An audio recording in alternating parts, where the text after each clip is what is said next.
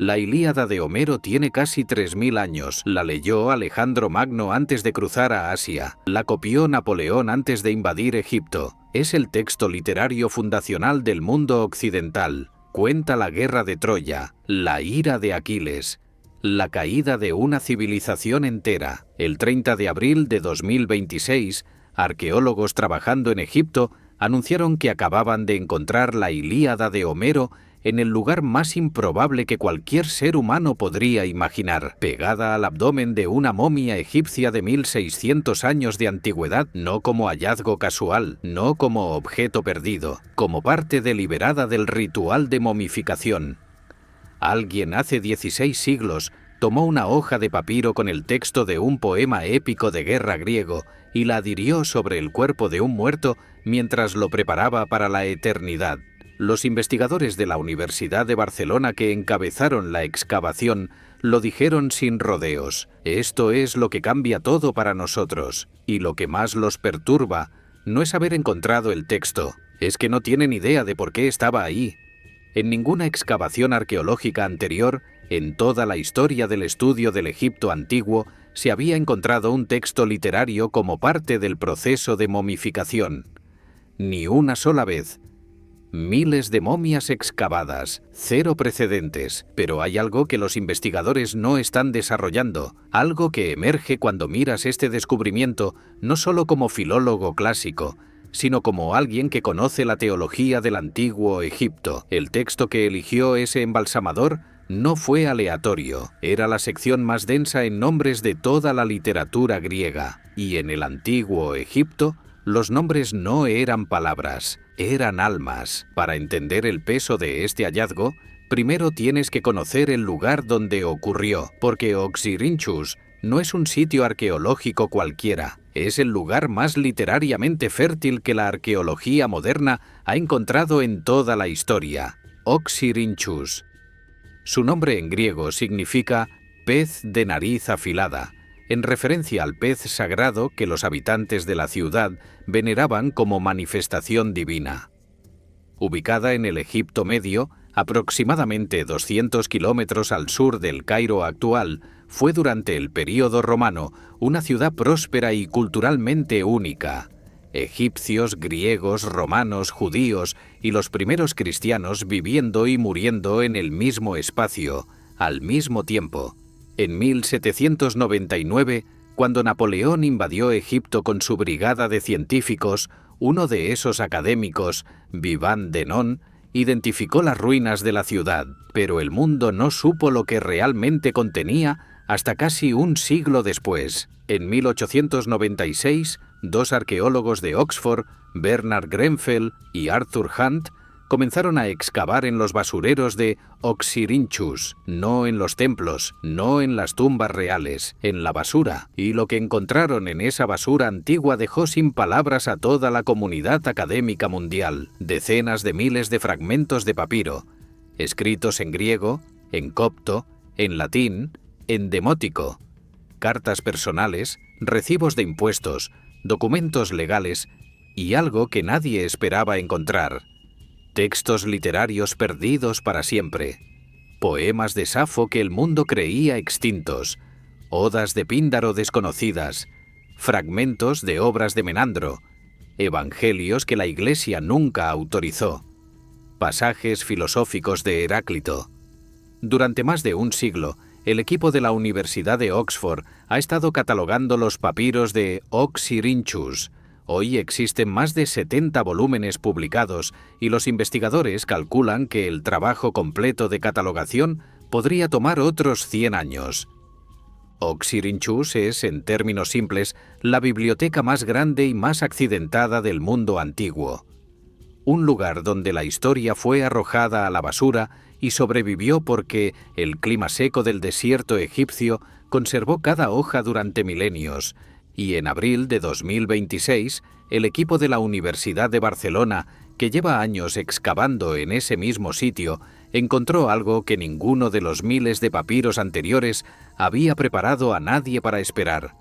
3 tumbas de piedra caliza, varias momias, y una de ellas, de aproximadamente 1600 años de antigüedad, del período romano tenía adherida a su abdomen una hoja de papiro deteriorada, fragmentada, en condición precaria, pero suficientemente legible para que Ignasi Xavier Diego, filólogo clásico de la Universidad de Barcelona, identificara el texto. Era el catálogo de naves del libro 2 de la Ilíada de Homero. Las otras momias del mismo entierro contaban su propia historia perturbadora. 3 tenían láminas de oro colocadas sobre sus lenguas. Una tenía cobre en lugar de oro. En una de las habitaciones de la tumba, los arqueólogos encontraron una jarra de grandes dimensiones con los restos calcinados de un adulto, los huesos de un infante y la cabeza de un animal felino, todo envuelto en fragmentos de tela. En la segunda habitación, otra jarra con los restos incinerados de 2 personas más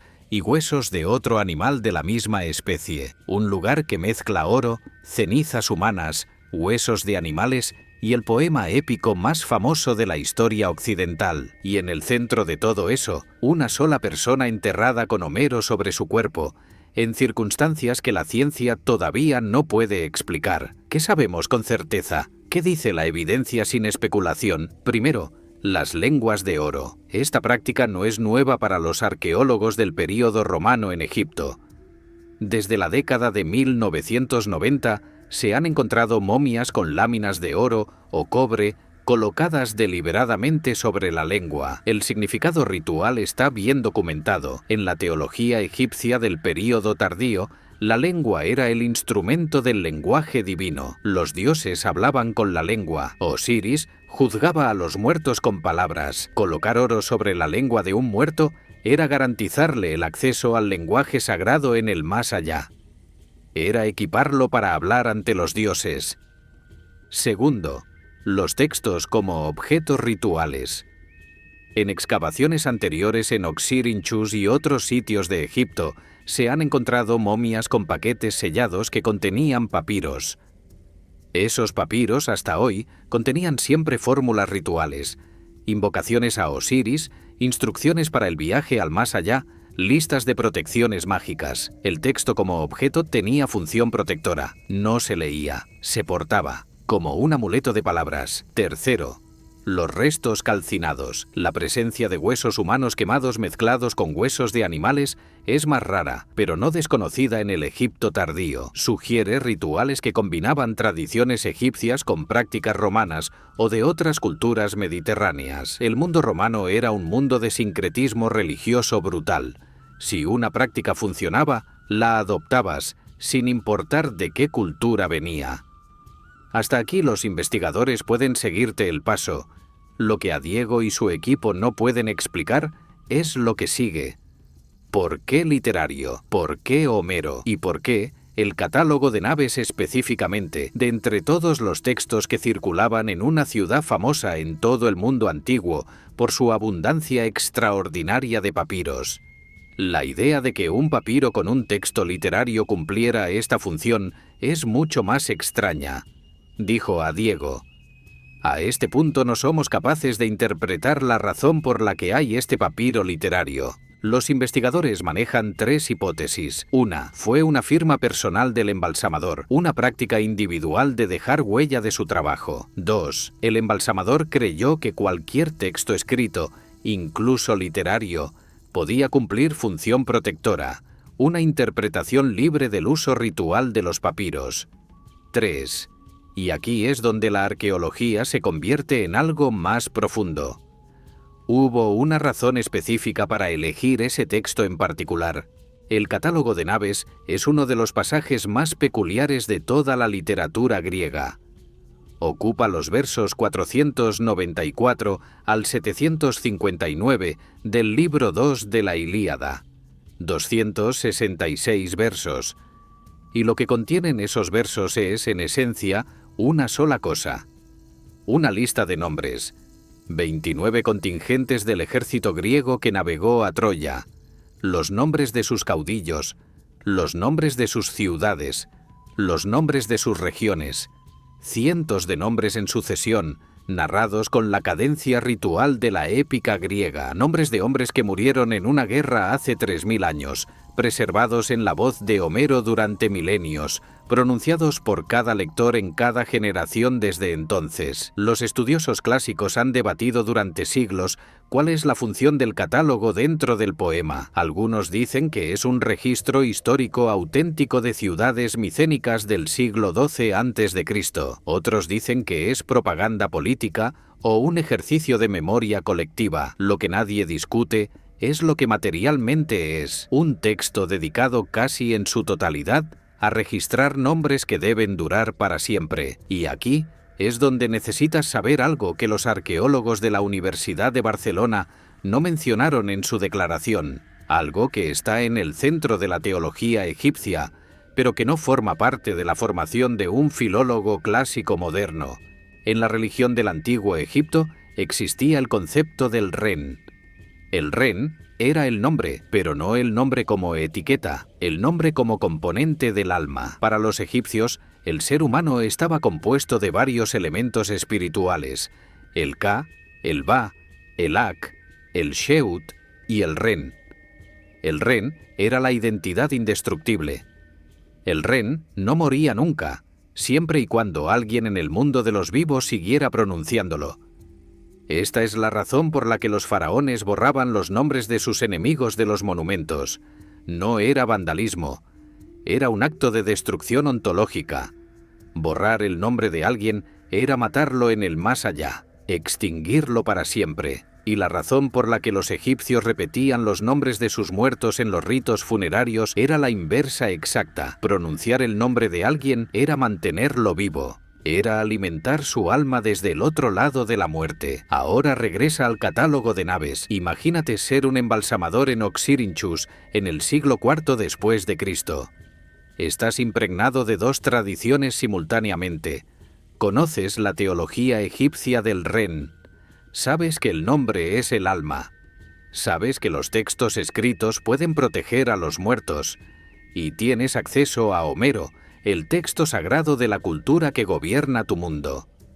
Y dentro de Homero, en el libro 2, hay un pasaje que no cuenta batallas, que no describe la ira de Aquiles, que solo hace una cosa durante 266 versos seguidos: nombrar. La voz épica más poderosa del mundo grecorromano no hace otra cosa que recitar los nombres de hombres que murieron hace milenios, manteniéndolos vivos en cada pronunciación, en cada lectura, en cada copia del texto. ¿Qué mejor protección para un muerto que el texto que más nombres contiene en toda la literatura? ¿Qué mejor máquina de preservación de almas que los versos que llevan 3000 años pronunciando los nombres de hombres que de otro modo habrían desaparecido? Nadie puede probar que el embalsamador de Oxirrinchus pensó exactamente esto. Los investigadores no lo saben, a Diego no lo sabe, pero lo que sí saben es que ese embalsamador eligió, de entre todos los textos literarios disponibles en la ciudad más rica en papiros del mundo antiguo,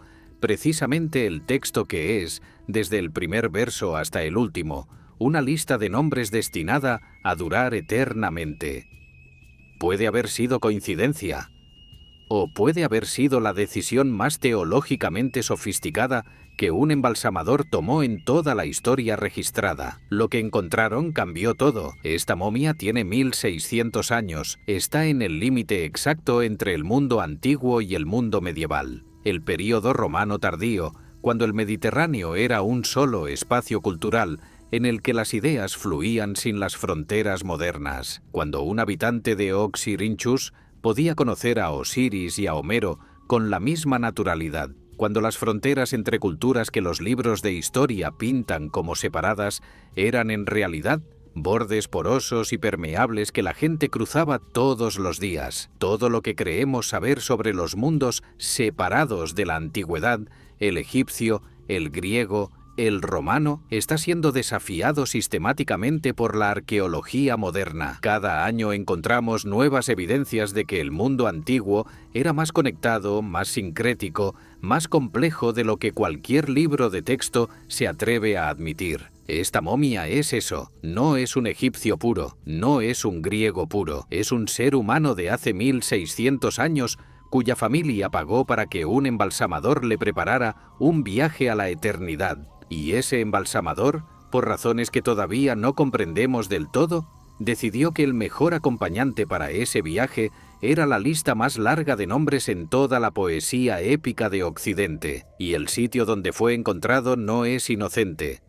Oxyrhynchus ya le devolvió al mundo poemas de Safo que creíamos perdidos para siempre, evangelios que nadie sabía que existían. Oxyrhynchus es el lugar donde la antigüedad no muere, solo espera. ¿Cuántas más hay? ¿Cuántas momias en ese sitio, en otros sitios, en tumbas que todavía no hemos excavado?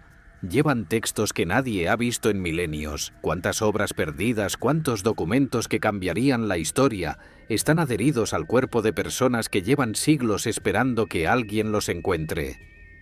El descubrimiento de hoy no es el final de nada. Es el principio de una pregunta mucho más grande sobre quiénes éramos, qué creíamos y cuánto de eso todavía está enterrado. Cuéntame en los comentarios, ¿qué te parece más impactante de este hallazgo? Que la ciencia todavía no sepa por qué estaba ahí, o que pueda ser la evidencia de que dos civilizaciones antiguas fusionaron sus ideas sobre la muerte de formas que nunca imaginamos. Si te gustó este contenido, suscríbete para no perderte los siguientes videos donde vamos a explorar más misterios arqueológicos que están cambiando nuestra comprensión del pasado. Nos vemos en el próximo video.